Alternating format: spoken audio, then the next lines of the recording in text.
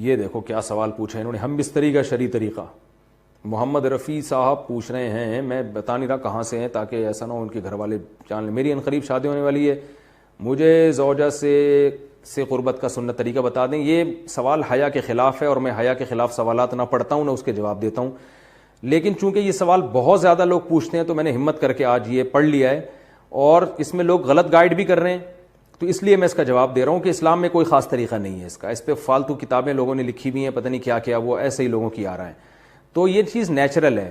جیسے کوئی پوچھے کھانا کھانے کا طریقہ کیا ہے، تو بھائی منہ میں نوالا ڈال کے چباؤ، نگل لو، خود بخود فطرت سکھاتی ہے انسان کو. تو ایسی زوجہ کے قریب فطرت خود سکھا دیتی ہے. ہاں شریعت نے جس طریقے کو حرام قرار دیا ہے وہ سب کو معلوم ہے کہ جو ہے وہ اللہ تعالیٰ نے جو بدکار لوگ جس طرح سے کرتے ہیں، جو لڑکوں سے بدفعلی کرنے والے لوگ ہیں، وہ طریقہ حرام ہے. تو باقی اللہ تعالیٰ نے میاں بیوی کا معاملہ رکھا ہے، ایک دوسرے کا لباس ہے، تو کمرے کی باتیں ہیں وہ جیسے چاہیں مناسب سمجھیں، وہ ان کا اپنا ذاتی عمل ہے، اس کا کوئی خاص طریقہ نہیں ہے، اور یہ نیچر انسان کو خود سکھاتی ہے. نہ یہ طریقے نہ کسی سے سیکھنے کی ضرورت ہے. بعض لوگ تو حد درجے کی بے شرمی کرتے ہیں، وہ شادی سے پہلے جو ہے وہ فحش فلمیں دیکھتے ہیں تاکہ ہمیں طریقہ آ جائے. یہ انتہائی درجے کی بےہودگی ہے، انتہائی درجے کی ایک لعنتی عمل ہے یہ. تو یہ کوئی خاص طریقہ نہیں ہے. میاں بیوی ایک دوسرے کا لباس ہیں، وہ جس طرح سے ایک دوسرے کو سیٹسفائی کر سکتے ہیں وہ کر لیں تاکہ ان کی توجہ کسی اور طرف نہ جائے، وہ حلال کی تسکین ان کی بند کمرے کے اندر ہو جائے. اور یہ باتیں لوگوں سے شیئر بھی نہیں کرنی چاہیے. آج یہ بھی ایک حرام کاری ہو رہی ہے. میں بہت سخت الفاظ استعمال کر رہا ہوں اس لیے کہ یہ، اور میرے پاس کوئی ہلکا لفظ نہیں ہے.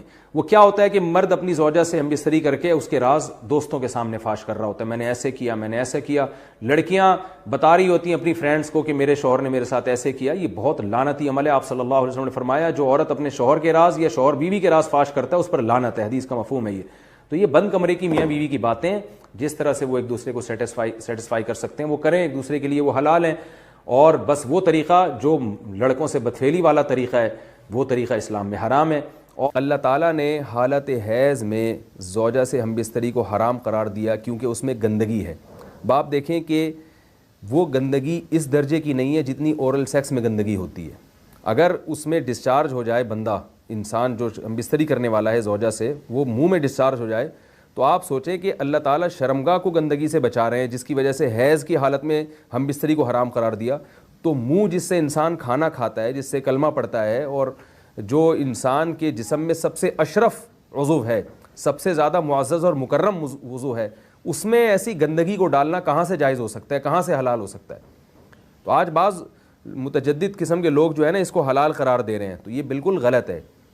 تو یہ بات خوب ذہن میں رکھیں کہ اورل سیکس کے ذریعے اپنی خواہش کو پورا کرنا اس طور پر کہ ڈسچارج ہو جائے انسان عورت کے منہ میں، بیوی کے منہ میں، یہ بالکل حرام ہے، بالکل ناجائز ہے.